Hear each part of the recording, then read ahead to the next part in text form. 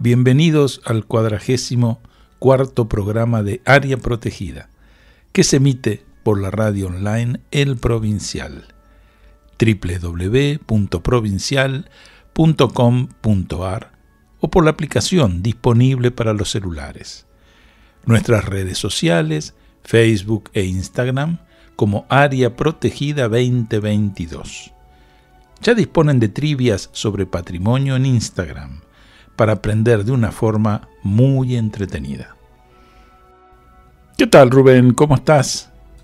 ¿Qué tal, Rodolfo? Bien, por suerte todo en orden, todo bien, y bueno, un saludo a la audiencia, por supuesto, y hoy vamos a cambiar un poquito el rumbo de lo que veníamos presentando en este 2023, con este eje que está asociado a la perspectiva de género, y fundamentalmente por un tema que tiene que ver con las efemérides, y que vamos a prestar atención a la ciudad de Tandil. Vamos a convocar a un amigo que trabaja de guía de turismo, porque Tandil cumple el 4 de abril, cumple 200 años. Pero nosotros también cumplimos años. El 4 de abril cumplimos un añito, Rodolfo. Es verdad, Rubén. Y bueno, la verdad que quiero hacer público mi agradecimiento. Es un gusto trabajar con vos. Y estoy muy... Si bien vamos a tener que seguramente mejorar muchas cosas, pero estoy muy conforme con la producción de nuestro programa. Hemos hecho recorridos muy interesantes, entrevistado a gente muy valiosa, intelectualmente muy de una estatura enorme, y la verdad que feliz con este tema. Así que, bueno, hoy vamos a cambiar un poquito ese rumbo, pero es interesante que el público sepa que, bueno, se cumplen 200 años de la ciudad de Tandil, que es una ciudad importante dentro de la provincia de Buenos Aires, y el añito nuestro que lo celebramos con mucho orgullo. Sí, vos sabés que, bueno, para mí también es un placer muy grande, porque le comento a la audiencia, yo estaba trabajando en un museo, el Museo Mitre, y de pronto muy cerca estaba el Museo del Banco Provincia, al que me termino vinculando por la figura de Alberto de Paula. Y de ahí en más, digamos, comenzó a haber una relación bastante cercana y para mí muy fructífera, y ahí es donde lo conozco a Rubén, y empezamos a hacer una cantidad de actividades juntos, en un momento que el banco propiciaba encuentros en distintos lugares de la provincia de Buenos Aires para hablar de patrimonio, de museos, que era un poco lo que a mí me convocaba, y demás, y que fueron encuentros geniales, y que lo pasábamos muy bien por el grupo de gente que iba desde Buenos Aires para esas charlas, pero tratando de hablar con la gente del lugar. Eso era hermoso, muy, muy enriquecedor. Y realmente cuando después se terminó de hacer eso, y cada uno siguió con su rumbo hasta prácticamente nuestra situación de jubilación, son de esas cosas que uno añora. Y de pronto la posibilidad que se nos ocurre un poquito antes de empezar justamente el programa, pero de hacerlo, fue un poco como reavivar esas situaciones de encuentros, y la posibilidad de estar, como dice Rubén, con unos invitados que uno se maravilla que se hayan prestado, pero tan favorablemente a participar del programa, tan desinteresadamente, y realmente creo que esta situación de jerarquía, que además está dada por quienes nos han brindado casi desde el inicio el auspicio, el ICOMOS, el ICOM o el SICOP, que realmente hace de todo esto una actividad muy destacada. Así que comparto, Rubén, con vos la felicidad, por un lado, de hacer algo. Siempre que uno hace algo con amigos es muy lindo, se disfruta muchísimo, y también de orgullo. También siento eso que vos mencionabas, porque realmente gracias a los invitados que hemos tenido y las temáticas que hemos ido abordando, yo creo que a mí me sirvió, me enriqueció, pero muchísimo, y ojalá que esto se dé con la audiencia. Es decir, muchas veces cuando nos hacen comentarios en nuestras propias redes y demás, esto se está generando también en nuestros oyentes y eso realmente es muy lindo, muy favorable, por así decirlo. Tal cual.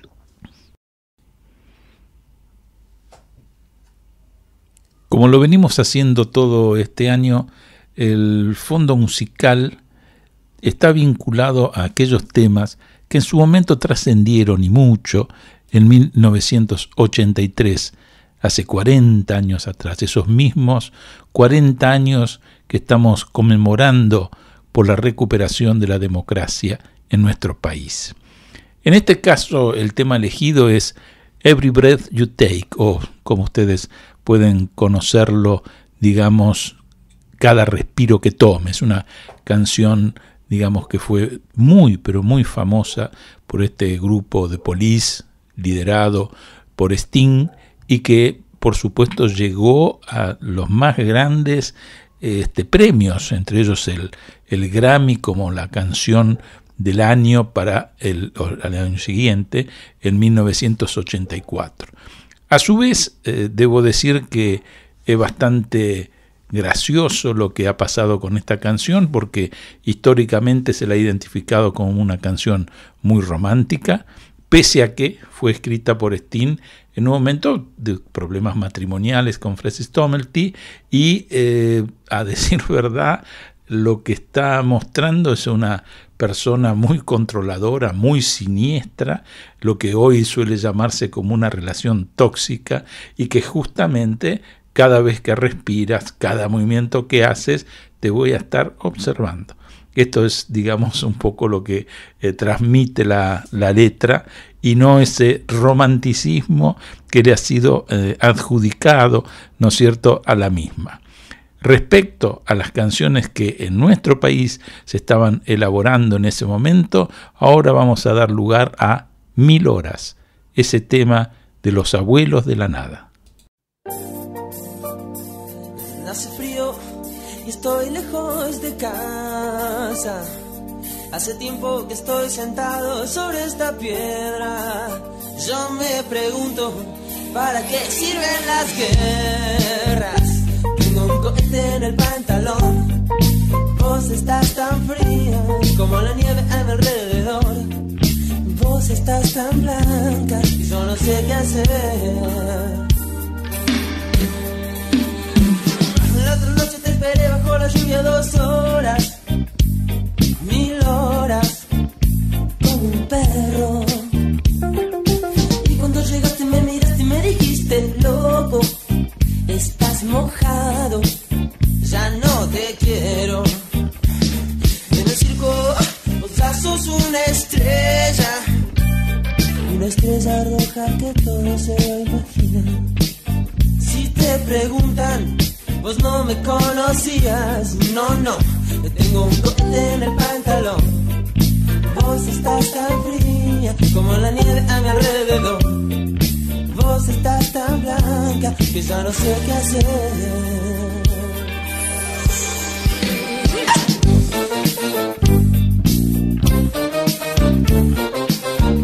Pero bajo la lluvia, no.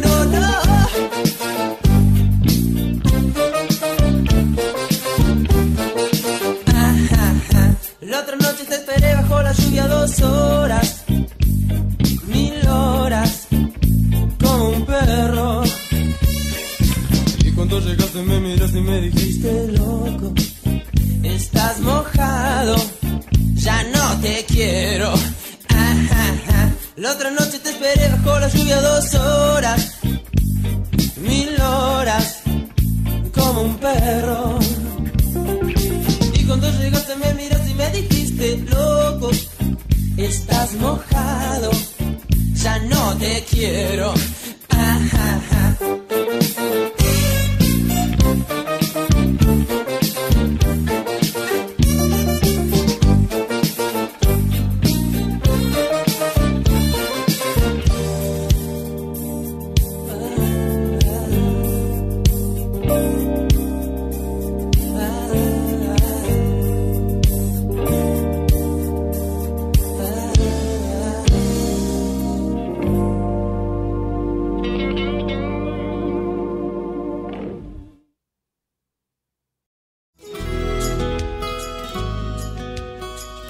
Estás escuchando Área Protegida por el Provincial Radio, con Rubén Mera y Rodolfo Giunta. En este segundo bloque de Área Protegida tenemos el gusto de presentar a Juan Bautista Chiau. Él es técnico universitario en circuitos turísticos entre el 2009 y el 2011, guía universitario en turismo entre el 2009 y el 2016 y actualmente está realizando ya su tesis final de cuarto año de licenciatura en turismo por la Facultad de Ciencias Humanas UNICEN de Tandil. ¿Qué tal, Johnny? ¿Cómo estás? Muchísimas gracias por participar con nosotros de Área Protegida. Bueno, gracias por la invitación primero y bienvenidos a la historia de nuestra ciudad. Claro. Johnny, te agradecemos, bueno, personalmente también, junto con Rodolfo, por supuesto, y es una alegría que estés en este programa, especialmente que, bueno, vos nos dirás sobre la historia de Tandil, pero bueno, sabemos que mañana se van a cumplir 200 años de la fundación de esa tan importante ciudad que tiene la provincia de Buenos Aires. Sí, justamente mañana 4 de abril se van a cumplir los 200 años de su fundación. Todo viene, yo trabajo como guía de turismo acá en la ciudad y siempre le cuento a la gente que llega que Tandil viene de la mano de nuestra historia. Claro. Por el tema de que en historia todos sabemos que 7 años no es nada. Y 17 años o 18 desde antes de las invasiones inglesas tampoco, para lo que es una historia como la que tenemos en nuestro país. ¿Y por qué me trae ese comentario? Porque justamente nuestro fundador, el brigadier general Martín Rodríguez, participó en los dos eventos que nombré primero, las dos invasiones inglesas, por Quilmes y Ensenada. Luego participó en la primera junta, digamos, en la formación de la primera junta de gobierno, luego en la Revolución de Mayo, en la Jura de la Bandera, en el ejército que fue al norte con Belgrano y San Martín, en la independencia argentina, y luego siendo gobernador de la provincia, llega el 4 de abril de 1823 a fundar el Fortín de la Independencia, que luego le da el nombre a esta ciudad. Claro. Por otro evento que se da un poquito más adelante, que es el encuentro de dos culturas, digo yo. La cultura europea porteña, que vino a fundar el Fortín, y la cultura aborigen que se encontraba en el lugar. Claro. Ese choque de culturas dio una mala interpretación del idioma que manejaban esos aborígenes, y sobre una roca que había, que ellos la adoraban mucho, la llamaban Traún Lil. Esta gente que vino de Buenos Aires a fundar el Fortín entendió mal y dijeron, Tandil. Esa es una de las acepciones que hay. Y de ahí viene el nombre de nuestra ciudad. Claro. Que es la que tomamos casi todos para no decir por qué tiene ese nombre. De todas maneras, el atractivo de esto que se llamaba la piedra movediza, más allá de que ya no existe la original, es decir, que hace bastante tiempo, ya casi más de un siglo que cayó, hay una situación medio de réplica, como conmemorativa, por así decirlo, pero debe haber sido como un fenómeno de naturaleza notable, ¿no? Es decir, realmente debería llamar la atención por la cantidad de toneladas que estamos hablando, porque no era una piedra chica, es decir, era de un tamaño impresionante, y que tuviese esa oscilación realmente debería ser algo muy espectacular, digamos, en su momento. Bueno, en ese momento, cuando la piedra original estaba en el lugar, yo tuve la suerte de leer cuatro libros de diferentes científicos europeos que vinieron a estudiarla entre 1840 y 1880, en lo cual comentaban de ese monumento megalítico, como lo llamaban, y que, como decías bien, tenía una leve oscilación, pero tan pequeña esa oscilación que el ojo humano no la veía. Entonces, ¿cómo hacían para darse cuenta? La gente se acostaba debajo de esa roca, dejaban un objeto de no más de 10 centímetros de alto. Nosotros decimos de barro o cerámica, porque el vidrio en esa época era muy caro, o el cristal más que el vidrio, Y entonces salían debajo de la roca, le pegaban un golpecito y la piedra empezaba a oscilar. Tan leve que por ahí se quedaban escuchando el crack del objeto quebrarse. Y con eso se daban cuenta de ese movimiento. Porque el espacio físico donde estaba apoyada no es muy grande. Claro. Entonces, uno para poder ver un objeto moverse, se tiene que alejar. Claro. Y mucho. Y no da por el tema que se te termina el piso y no hay más. Claro. Entonces hay que estar cerca. Y para que tengan una idea de tamaño, como hablabas vos también, yo le tomo como referencia, porque trabajé justamente con grupos, el micro que viene la gente, esos micro doble piso, grandes, tienen 14 metros de largo aproximadamente, 4 de alto por 3,5 de ancho.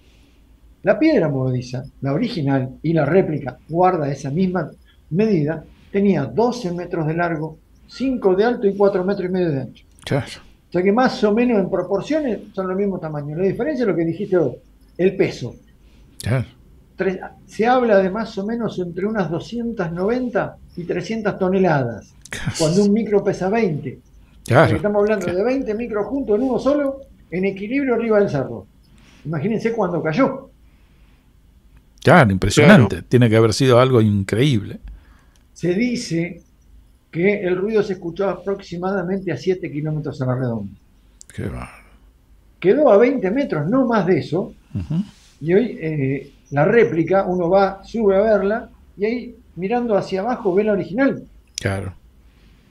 Claro. Johnny, ¿y en qué año cayó esa piedra? Esa piedra cayó el 29 de febrero del año 1912 a las 5:10 de la tarde. ¿Por qué podemos dar hasta la hora? Porque justamente enfrente a donde está hoy el parque lítico de la Movediza, había una casa que era una especie de almacén de ramos generales. Que justamente la familia dio un héroe para la Argentina también, que era la familia Olivero, la familia de Eduardo Olivero, el piloto de la Primera Guerra Mundial, nacido en Tandil. Bueno, justamente la mamá tenía ese almacén y toda la gente que subía a ver la piedra original, cuando bajaban, pasaban porque era un almacén para comprar algo, para comer o para tomar algo. Claro. Y esta señora tenía libros donde la gente dejaba la experiencia que había vivido con el movimiento de la piedra y lo dejaban anotado. Claro. Entonces, la señora, cuando sienten el ruido y le avisan que la piedra se había caído, escribió en la primer página que había en blanco: infausto día para Tandil, se cayó la piedra movediza a las 5:10 p.m. y los hizo firmar a todos los presentes. Claro. Y quedó anotado. Quedó el documento. Qué bárbaro. Quedó el documento. Y esos documentos están en el Museo Histórico que tenemos acá. Claro, claro. Justamente en la sala de Eduardo Olivero, que era la mamá. Qué fantástico. Johnny, vos sabés que te propongo hacer como una muy sintética, una breve historia de la época que fue fundada allá por principios del siglo XIX, la relación de los soldados con los indios y bueno, todas estas avanzadas que, son bastante comunes a todo lo que fue la avanzada hacia a lo que se decía, mal se decía, el desierto. Exactamente. Pero bueno, ¿qué nos podés contar de todo estas, bueno, de los primeros soldados y todo eso? Todo está, como decís vos, Rubén, todo esto comienza con un malón que hubo en el año 1820 en lo que es la zona de Salto.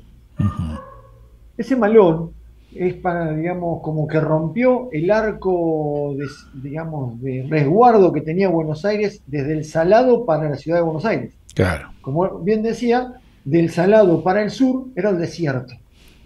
Desierto con pasto, con arbustos, no con árboles, y con aborígenes. Entonces, el Salado era un límite natural, con las demás poblaciones, los demás fortines, como eran Salto, Areco, Monte, Cañuelas, Dolores, Chascomús, toda esa zona hacía un arco protector de Buenos Aires. Claro. Pero como se necesitaba tierras para extender el ganado, porque ya les quedaba chico, porque había muchas peleas con los caudillos de Santa Fe, de Entre Ríos, de Córdoba, entonces todo quedaba en el norte de la provincia, había que buscar resguardar todos los animales, los vacunos los caballos, las ovejas, todo para tener carne seca, cuero, tasajo, todo eso para exportar en los campos del sur, pero ya le quedaban chicos, entonces había que extender la línea de frontera. Entonces quisieron, cuando se rompe ese cerco en el Malón de Salto, el gobierno nacional, por llamarlo así, le dice al gobernador, vaya a buscar a los que hicieron ese malón, castíguelos, recupere lo robado y aprovechamos y extendemos la línea de frontera. Y hay otro comentario también que fue justamente el empréstito Baring Brothers, que hacen entre Rivadavia y justamente Martín Rodríguez. Ese empréstito era darle tierras en garantía a los ingleses para que prestaran plata. Claro. Entonces había que extender la tierra para que cuando si no le pagaban, que vengan ellos y agarren las tierras de más al sur, pero no la que ya tenía el gobierno de la provincia. Todo eso hace que la línea se extienda. Y entonces sale Martín Rodríguez con una expedición a principios de enero de 1823 hacia lo que es el sudeste, centro y sudeste de la provincia de Buenos Aires. Lo que ellos querían llegar era la zona del Vulcán. La zona del Vulcán es más o menos cercana a Balcarce. Pero bueno, por el tema de no tener un mapa, no haber, y los vaquianos no estar muy duchos con la zona, aparecieron por esta zona. Pero después de andar casi un mes y pico, dijeron, bueno, busquemos un lugar donde hagamos un asentamiento y seguimos después. Sí. Y ahí es donde armaron un campamento y aparece Ambrosio Kramer, que era un ingeniero que vino con Martín Rodríguez, que Martín Rodríguez le dice, anda a buscar un lugar más o menos apto para fundar el fortín, mientras nosotros hacemos el campamento acá, y luego nos establecemos y avanzamos más al sur. Bueno, encuentran el lugar donde hoy justamente se encuentran, hay una disyuntiva con algunos historiadores y arqueólogos de si el fuerte estaba de una forma o de otra, pero las manzanas son cercanas a donde está la municipalidad, la iglesia, el Parque Independencia, más o menos por ahí, por esa zona se habla de que estaba el fortín, que ocupó aparentemente 4 manzanas de la época. O sea, 4 manzanas de la actualidad, perdón. Sí, sí. Y esas manzanas, en ese momento, Ambrosio Kramer tuvo que usar la medida del momento. Y la medida del momento era la vara, no el metro que conocemos hoy. Entonces, muchas veces la gente de Tandil, la gente de Buenos Aires, el turista que llega nos dice, che, pero las cuadras son muy largas en Tandil. Claro, hay que explicarle que fueron medidas con la vara y son de 150 varas de largo, que era la medida que usaban en ese momento. O sea que da aproximadamente unos 130 metros la cuadra. Claro, bastante más que la cuadra común de 100, digamos. Exactamente. Y aparte, en Tandil hay que tener en cuenta que estamos sobre sierras, sobre un sistema serrano, entonces, qué subida y qué bajada. O sea, se sube y se baja continuamente acá. Entonces la gente queda mucho más cansada que en otros lados porque están acostumbrados a andar en plano y vienen acá y le dicen, sí, son 15 cuadras. Pero 15 cuadras entre subida y bajada son como 20 y pico, entonces no están acostumbrados. Claro. Pero bueno, la historia que armaron ese fortín lo llamaron Fortín de la Independencia, en homenaje a la independencia argentina, porque Martín Rodríguez, como comenté al principio, había sido partícipe de la, digamos, no firmando el acta, pero por lo menos del momento de la independencia. Claro. Y de todo lo que hubo anterior también. Entonces, por eso, en homenaje a esa independencia, le pone ese nombre. Cuando se vuelve a gobernar a Buenos Aires, que en ese momento era la capital de la provincia, pero la capital de las provincias también, porque La Plata no existía. Claro. Entonces, Martín Rodríguez deja gente en el Fortín y se vuelve. Y la gente del Fortín ahí es donde empieza a salir a recorrer el entorno y se encuentra con estos aborígenes en la base del cerro que hoy llamamos de la Movediza. Y ahí es donde aparece el nombre ese que después se lo cambian por Pueblo del Tandil. Claro.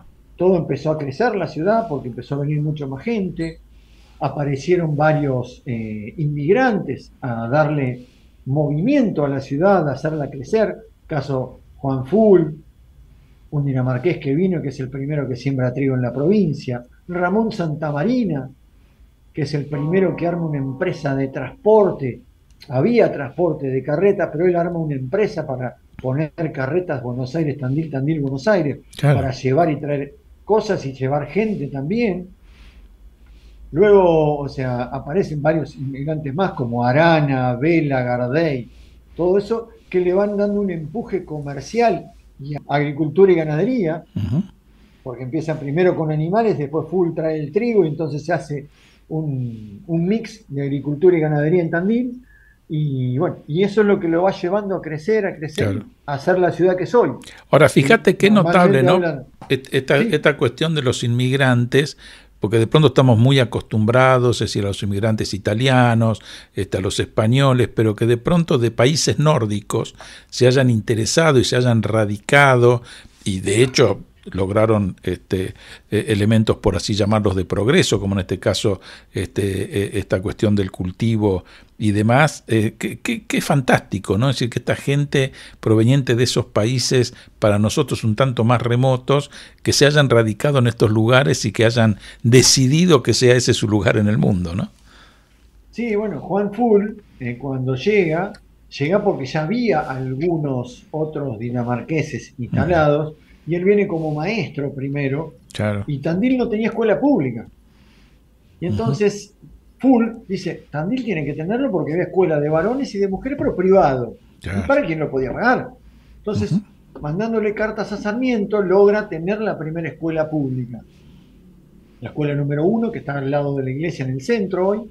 Y esa escuela, o sea, él la consigue, es el primer director, le mandan un maestro, Francisco Huldain, y ahí comienza, digamos, la parte, digamos, escolar de Tandil, pública. Claro. Pero también Juan Full fue, digamos, asesor del comisionado municipal, porque recién intendente tenemos en 1886. Claro. Entonces antes había un comisionado, entonces asesor, y hay que tener en cuenta que en esa época, por ejemplo, si el comisionado municipal tenía que ir a Buenos Aires, tenía mínimo 2 semanas para ir, 2 semanas para volver, más Claro. otras 2 semanas o 3 en Buenos Aires. Tandil quedaba sin cabeza durante capaz un mes y medio. Entonces este señor lo reemplazaba y con eso hizo casas, hizo calles, todo eso un dinamarqués. Pero también hubo italianos Sí, claro. y españoles, también tenemos un poco de ascendencia árabe también, franceses. Qué notable. Ahora, vos fijate que esta situación de este señor que, digamos, tuvo la proyección de la educación, cómo prosperó, ¿no? Porque hoy Tandil es un centro hasta incluso universitario, tiene universidades públicas y privadas, es un referente de lo que llaman la Universidad del Centro, notable, ¿no? Es decir, e incluso hoy se está casi posicionando como un polo tecnológico, de desarrollo tecnológico, que es algo muy importante. Así que ese origen, digamos, que pareciera tan remoto y precario, cómo realmente logró una proyección extraordinaria, ¿no? Sí. Sí, bueno, por ejemplo, hay Martín Rodríguez en el acta de fundación pone que para él, para su pensamiento, es que Tandil va a que el Fuerte Independencia va a ser un pueblo próspero y que va a ayudar mucho al progreso de la provincia de Buenos Aires. Claro. Y lo está diciendo en 1823, o sea, hace 200 años atrás. Claro. Vos sabés que, Johnny, que si nos remitimos a esa época, ¿no? La época de la fundación, en general, todas esas expediciones estaban formadas por carretas, había una X cantidad de soldados, caballos, bueno, iban con un importante caudal de materiales, de insumos y de armamentos, por supuesto. Y vos sabés que quería señalar esto porque nosotros ahora estamos en una etapa del programa donde estamos poniendo especial atención en la perspectiva de género, en la participación de la mujer, y próximamente vamos a entrevistar a Cristina Oquier, que es especialista, tiene un libro escrito que se llama Fortineras, Mujeres en la Frontera, y que habla justamente del rol que cumplían las mujeres en los fortines, ¿no? Exactamente. Y bueno, yo creo que eso también es para destacar, porque si uno se pone a pensar, por ahí Cristina Oquier señala que, lo voy a leer textual, ¿no? Dice, los soldados se mostraban menos inclinados a la deserción teniendo una mujer que les cocinase, lavase sus ropas y remendase sus vestimentas. el acompañamiento de las mujeres, no por este rol, porque también sabemos que hubo mujeres soldados, guerreras y muy aguerridas, Sí, pero quiero decir que el acompañamiento también fue un rol importante, trascendente para consolidar esos avances de las tropas en la frontera. sí, vos lo dijiste. O sea, en la expedición de Martín Rodríguez, cuando sale desde el Buenos Aires de la época, que yo siempre comento que ese Buenos Aires de la época hay que tener en cuenta lo que era. O sea, yo más o Claro. menos tomé un poquito de dimensión, quizás sea un poco más grande, pero yo comento a la gente que hay que tener en cuenta Cabildo y Juramento o Barrancas de Belgrano al Riachuelo, Mm, Puerto Madero a la 9 de julio. Eso era el Buenos Aires de 1820 claro. aproximadamente. Claro. Y de ahí salían esas expediciones. Y por lo que he podido leer en los libros, Martín Rodríguez sale desde ese Buenos Aires con 260 carretas, 6.000 caballos y 2.500 soldados. Que se le va aumentando un poquito el número a medida que va pasando por los fortines, porque hay gente que le van dando que habían hecho o deserción o habían tenido algún problema y la pena era ir al frente de batalla, Claro. como se Mm, sabe. Entonces claro. iban engrosando un poquito más el número y se habla de que llegó con 2.800 soldados más o menos acá, más las 260 carretas, que en cada carreta se habla de que venía una familia. Claro. Claro. Entonces está hablando de que venían más o menos 1.000 personas, vamos a ponerle un promedio de 4 por carreta, capaz que eran más, 8, 10, porque en esa época la gente tenía muchos más hijos a veces, Claro. pero vamos a poner un promedio de 4, son 1.000 personas más todos los soldados. O sea que en el momento de la fundación hubo casi 3.000 personas, Claro. que después algunos, bueno, se fueron, los mandaron a otro lado, pero más o menos se habla de un número de entre 2.000 a 2.500 personas que quedaron acá cuando Martín Rodríguez se vuelve, o capaz que se llevó para otro fortín, se llevó soldado, pero más o menos lo que quedó acá se habla de eso, que después obviamente decayó el número hasta que después se volvió a armar, a levantar el número otra vez, pero más o menos siempre anduvo en ese número, y sí, seguro que hubo mujeres también ahí. Y, por ejemplo, hay una historia, pero ya es a principios del siglo XX, los picapedreros, que Ujú. eran la mayoría italianos o montenegrinos. Acá se hizo la huelga grande. La huelga grande se la considera la huelga más grande que hubo en la historia argentina, por lo menos por los libros que he leído. Fue una huelga de 11 meses. Ujú. Y los picapedreros la arman porque ellos, su jornada de trabajo era desde que salía el sol hasta que oscurecía. Todos los días, menos los días que llovía muchísimo y no podían estar parados arriba de la piedra, Claro. cobraban con una moneda que servía solamente dentro de la cantera, tenían que vivir dentro de la cantera en unas carretas que le prestaba el dueño, y el dinero que cobraban era una pleca, una moneda que servía solo en la cantera, o sea que se las tenían que entregar a cambio de la mercadería al dueño de la cantera en el negocio. Claro. Entonces, que era un Sí, ciclo. sí. Bueno, y esa huelga, los dueños, cuando los picapedreros se unen para hacer esa huelga, no pararon de producir, sino de entregar la producción al Ujú. dueño de la cantera.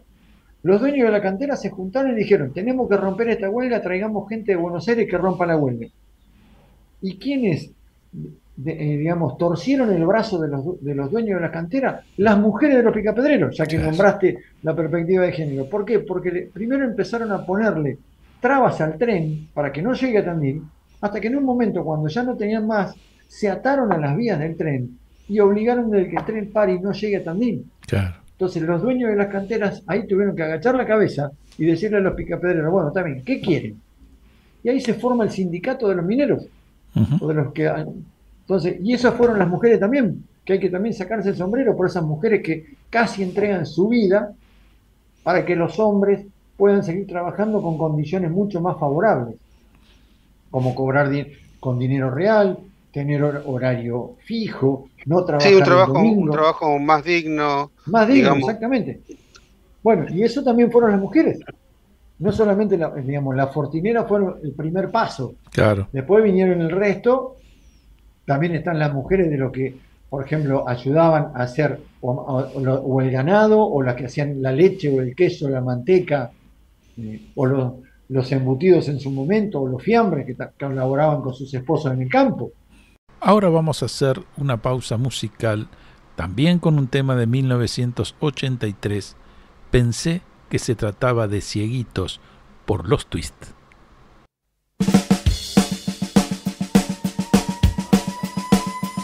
Oficial, llama el móvil. Documentos, por favor. A ver, todos contra la pared. Rapidito contra la pared. Fernández, apúrese. 2, 1, 2, 3. Era un sábado a la noche. Tenía plata y hacía calor. Me dije, viejo, aprovechá, sos joven. Y me fui al cine a ver una de terror. Salí a la calle, paré un taxi y me fui. Por ahí bajé en Sarmiento y Esmeralda. Compré un paquete de pastillas Renomé. En eso siento que un señor me llama. Al darme vuelta me di cuenta que eran 6. Muy bien peinados, muy bien vestidos y con un Ford verde. Pensé que se trataba de cieguitos. Anteojos negros usaban los 6. Al llegar me dijeron buenas noches. ¿Dónde trabaja? ¿Dónde vive? ¿Usted quién es? Todo seguido me invitaron a subir al Ford.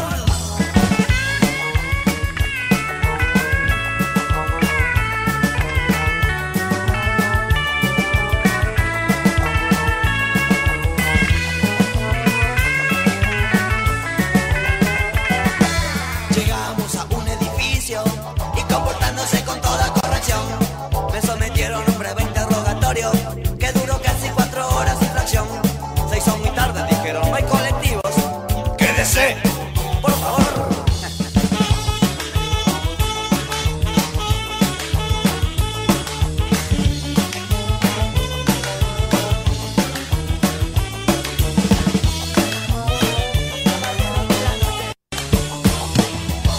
A los 3 días de vivir con ellos, de muy buen modo me dijeron, váyase. Me devolvieron mis cordones y mi cinto. Los tenían ellos, no les pregunté por qué. Cuando salía, me prometieron, lo aseguraron, lo repitieron. Nos volveremos a ver. Garrido, Garrido, apúrese, Garrido, apúrese, Garrido, que se nos va. Garrido, ¿qué haces? El móvil, Garrido. Garrido.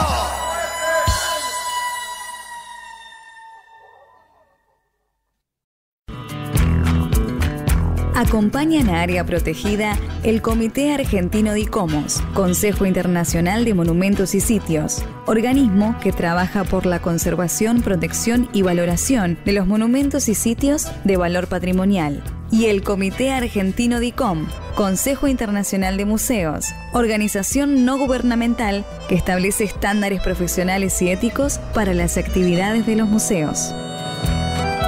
CICOP, Centro Internacional para la Conservación del Patrimonio, organización no gubernamental que desde hace 30 años trabaja en pos del conocimiento y conservación del patrimonio cultural. Estamos en el tercer bloque de Área Protegida, en este caso acompañados por Juan Bautista Javier Chiao, que es guía de turismo de Tandil, en el momento que estamos en el bicentenario de esta ciudad de la provincia de Buenos Aires. Johnny, recién vamos avanzando lentamente sobre la historia de esta ciudad tan trascendente para la provincia de Buenos Aires. Recién hablábamos que aproximadamente en 1883 creo que fue la llegada del ferrocarril a Tandil, y a partir de ahí también creo que le produce a la ciudad una expansión económica interesante, y después empezaron a aparecer edificios de bastante trascendencia y volumen, como es el Palacio Municipal, como son otros casos, como de pronto el Museo Tradicionalista de Fuerte la Independencia, el Museo de Bellas Artes. Bueno, ¿por qué no nos haces una breve reseña de todos esos hitos arquitectónicos trascendentes que tiene la ciudad? Porque más allá de todo el paisaje natural que tiene todo ese partido, hay algunos enclaves urbanos que son interesantes de destacar. Sí, obviamente, como decís, el 19 de agosto de 1883 llega el ferrocarril por primera vez a Tandil, Y eso le da un auge económico muy grande a esa ciudad, a esta ciudad, porque lo primero que digamos, sacaba de acá es, aparte de los animales y todo eso, la piedra. Los famosos adoquines, escalones, cordones, bancos, todo. Claro. Y primero se sacaba obviamente con las carretas, que tardaba casi un mes o 20 días en llegar a Buenos Aires. Con el ferrocarril se cargaba y al otro día estaba en Buenos Aires. Claro. Entonces eso, para que tengan una idea, en 1880, o sea, 3 años antes de la llegada del ferrocarril, para poner un corte, Tandil exportaba, quiero decir, salía de Tandil, más o menos unas entre 8 a 10 mil toneladas de piedra por año. En 1890, o sea, 10 años después. Pero ya con el ferrocarril pasó a 100.000. Wow. Y en 1900, casi 300.000 toneladas de piedra por año. Qué bárbaro. Después obviamente decayó en el siglo XX por la aparición del cemento, del concreto o del asfalto. Ya dejó de adoquinarse las calles. Pero en esos 20, 30 años subió muchísimo la producción, pero también después obviamente la exportación.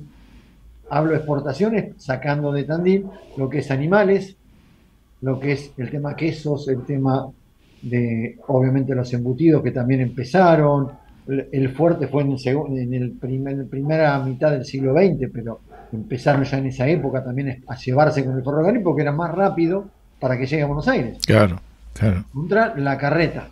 Después empezaron a aparecer los vehículos, ya hubo más ruta por el tema, lo mismo del asfalto, se mejoraron los caminos y ya empezó la exportación desde Tandil con otro tipo de vehículos. Pero claro. Bueno, también lo que decía Rubén, el tema de, empezó también el auge de la construcción con edificios muy importantes, como él nombró el Palacio Municipal, está el Banco Nación, el Banco Provincia, el Banco Hipotecario Nacional, tenemos hoy el rectorado de la universidad, como nombraron, pero que en su momento fue un hotel 5 estrellas para la época, que era el Hotel Palace, un hotel de 4 pisos. Sí, que fue declarado bien de interés histórico nacional, el rectorado de la universidad. Igual claro, que... Bueno, ahora justamente se está haciendo una inversión para restaurarlo. Igual que la iglesia, ¿no? La iglesia parroquial matriz de Santísimo Sacramento, que es Monumento Histórico Nacional. Reciente, ¿no? Pues las dos declaratorias son del siglo XXI. La iglesia es del año 2000. Por eso. Así que la otra no me recuerdo. Pero lo del rectorado como de la universidad como bien de interés desde el 2016. Bueno. Sí. Bueno, y lo que me enteré a fines del año pasado, que había un proyecto de ley para declarar Patrimonio Histórico Nacional al Calvario. Claro. Al Calvario nuestro. Que todavía no sé si salió o no la ley, pero que estaba el proyecto. Claro, y eso nos da pie para que también nos puedas comentar, porque uno de los atractivos está vinculado a la cuestión religiosa, ¿no? Sí. Lo del Monte Calvario, como decís vos, por el Cristo de las Sierras, por, en fin, una cantidad de elementos que vos nos vas a describir con más entidad. Que hasta incluso genera, sobre todo para Semana Santa, pero no solamente, todo una dinámica muy, muy importante. Bueno, justamente el tema del Calvario, en ese momento me olvidé de mencionarlo, es que este año, el 10 de enero de este año, el Calvario cumplió 80 años, porque es del 10 de enero de 1943. Claro. Y lamentablemente tenemos un inconveniente con eso, porque el Calvario no es ni municipal ni de la provincia, es privado, porque es de la Sociedad San José, es una sociedad de beneficencia de Buenos Aires que se lo pasó a los padres carmelitas que están en La Plata, y ellos en un momento lo desatendieron, ahora se lo pasaron a la diócesis de Azul para que lo atienda, y obviamente económicamente la diócesis de Azul no puede hacer frente, lamentablemente tiene ataques de vandalismo continuamente, y se le está buscando la solución, pero como no se puede meter el municipio al ser privado, entonces se buscó por el lado de esa ley nacional a ver si se podía llegar a hacer algo, pero estamos viendo a ver qué pasa.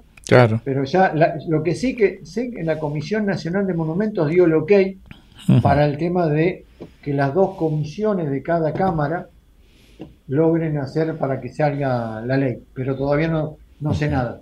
Ya andaba un diputado nacional de acá de Tandil con eso, pero no he podido hablar con él todavía. Pero bueno, digamos que toda esa situación que tiene que ver con el Vía Crucis se ha hecho muy famoso y sí, digamos que convoca gente de todas las provincias, es decir, que van sí. a esa Muchísima acción. gente.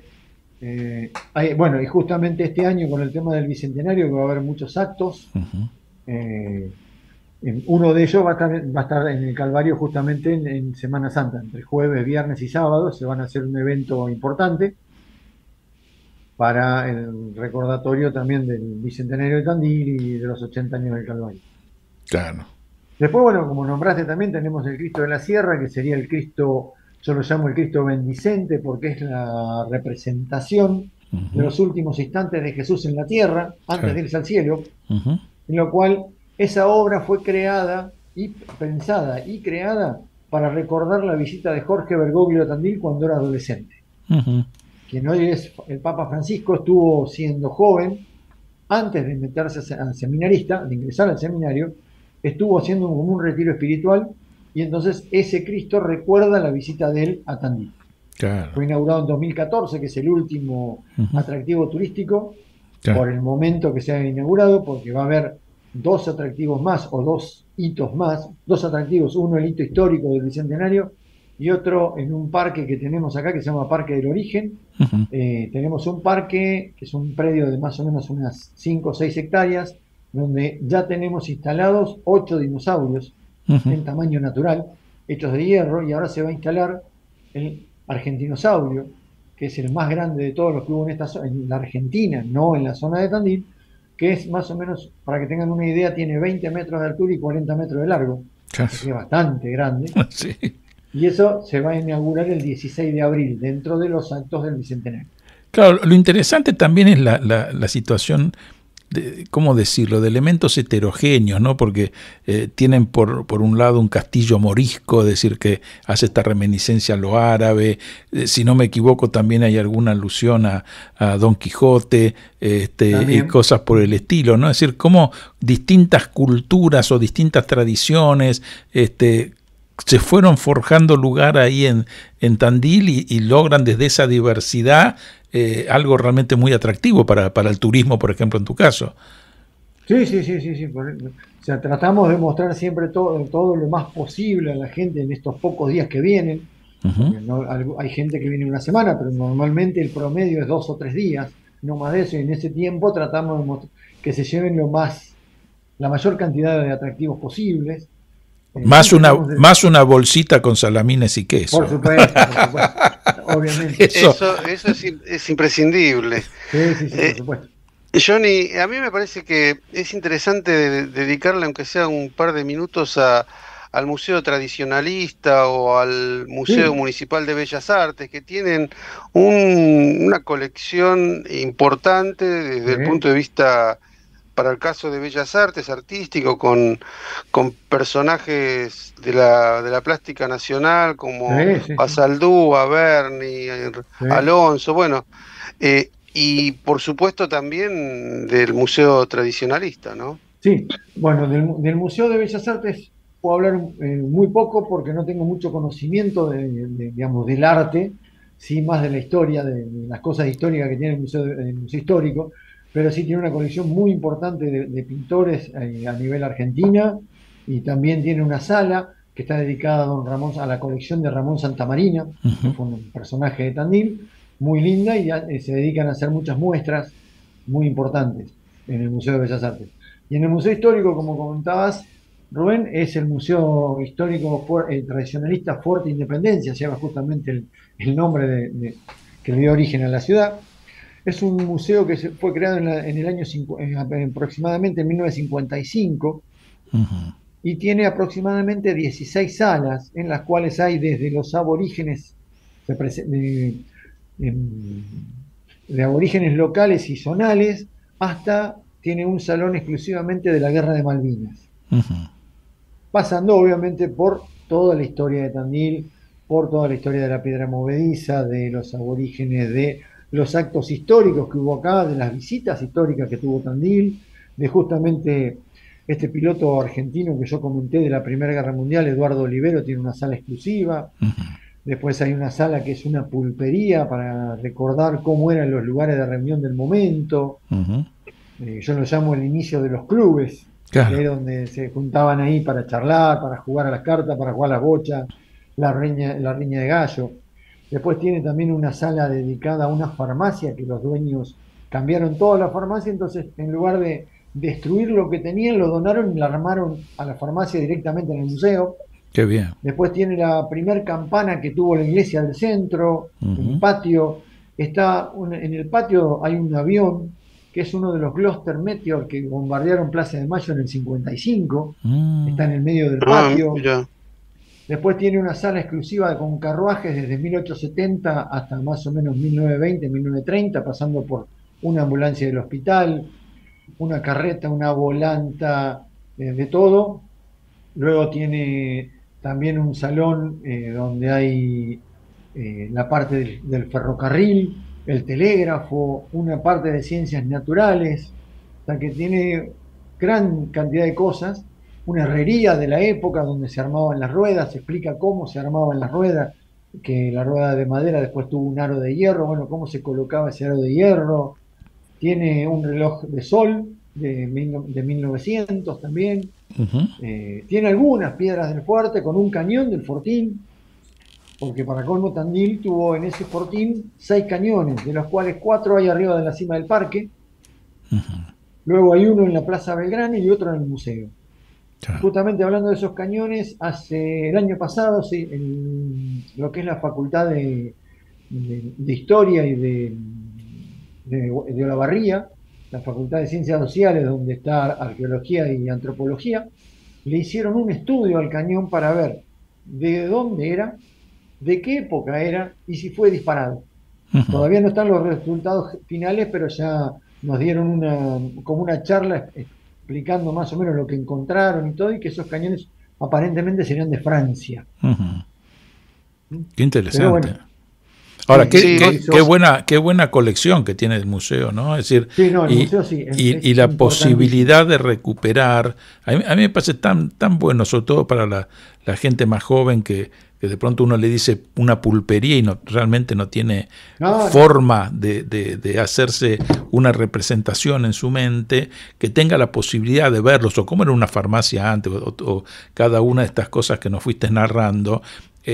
Testimonialmente, yo que soy del mundo de los museos, es fantástico, realmente es cautivante, y realmente qué suerte que con una diversidad tan grande de elementos, yo creo que la visita a ese museo, tanto para la gente que vive en Tandil y los jóvenes de Tandil, como para los que van a visitarlo, es fantástico, me parece realmente muy interesante. Bueno, y si me permiten, quiero también mencionar que en la localidad de Gardey, que es una localidad a unos 20 kilómetros, 25 kilómetros de Tandil, hay un museo que está creado por una persona que es un museo justamente de Malvinas exclusivamente, y que lo crea antes que se produzca la guerra de Malvinas.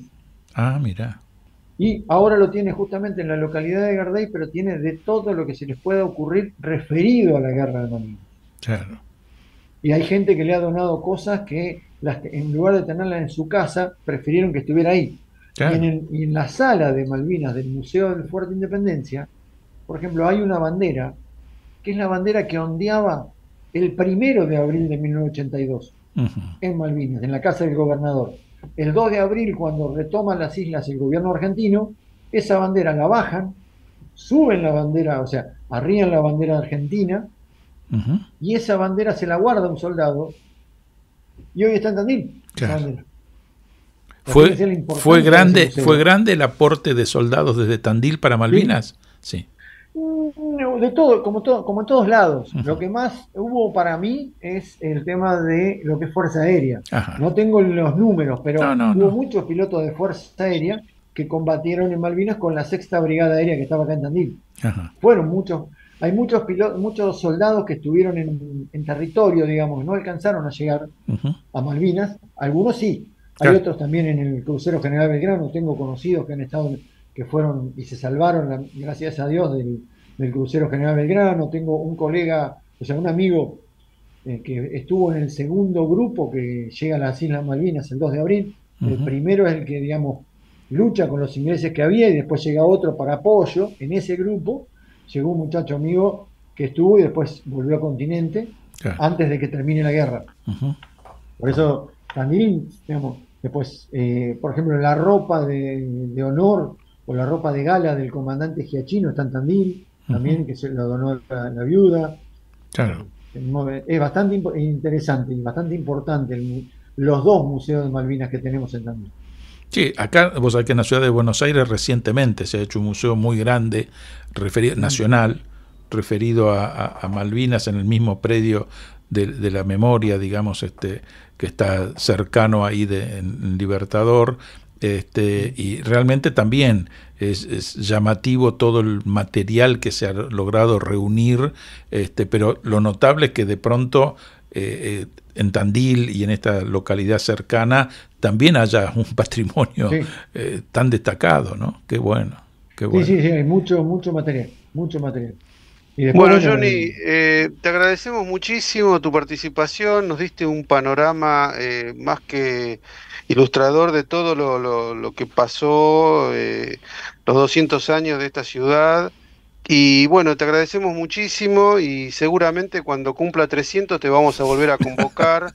Ojalá estemos los tres. Un chiste inoportuno fue simplemente. No. Pero bueno, Johnny, te mando un abrazo y bueno, que pasen lindas jornadas de celebración. Muchísimas gracias. Y un saludo a la familia. Bueno, gracias por la invitación y bueno, en algún momento los espero por acá por Tandil. ¿Cómo no? Será un placer muy grande.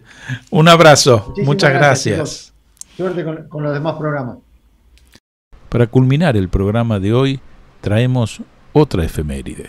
Este 22 de marzo se cumplieron 150 años del nacimiento de Julieta Lanteri, que había nacido en Cuneo, en Italia.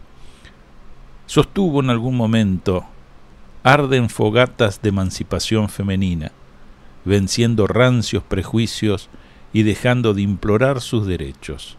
Estos no se mendigan, se conquistan. Entre diversas actividades fue farmacéutica, médica, precursora en el movimiento feminista argentino, la primera mujer que fue incorporada al Padrón Nacional y la primera en votar en la Argentina y América Latina. Fundadora del Partido Feminista Nacional, fue sin duda un estandarte en la lucha por la reivindicación de los derechos de la mujer. Además del voto femenino, su lucha incluyó denunciar las condiciones inhumanas de las obreras privadas de cualquier derecho, pelear contra proxenetas y funcionarios que se enriquecían con la explotación sexual, exigir el derecho al divorcio y terminar con el poder de la Iglesia sobre la vida de las personas. Fue la primera mujer que pudo ingresar y recibirse de bachiller en el Colegio Nacional de La Plata. En marzo de 1896 había solicitado al decano de la Facultad de Medicina, Leopoldo Montes de Oca, el ingreso a la carrera. Así fue que en 1898 se graduó de farmacéutica en la Universidad de Buenos Aires y algunos años después hizo prácticas de obstetricia en la Escuela de Parteras. En 1906 participó del Congreso Internacional del Libre Pensamiento en Buenos Aires e integró el Centro Feminista, creación impulsada por Alicia Moro de Justo. Más tarde, Lanteri fundó la Liga Argentina de Mujeres Libre Pensadoras. En 1910, en el centenario de la Revolución de Mayo, convocó al primer Congreso Internacional Femenino del Mundo. Como parte de aquellos festejos, invitó a mujeres como Cecilia Grierson y Elvira Rawson. Falleció en 1932.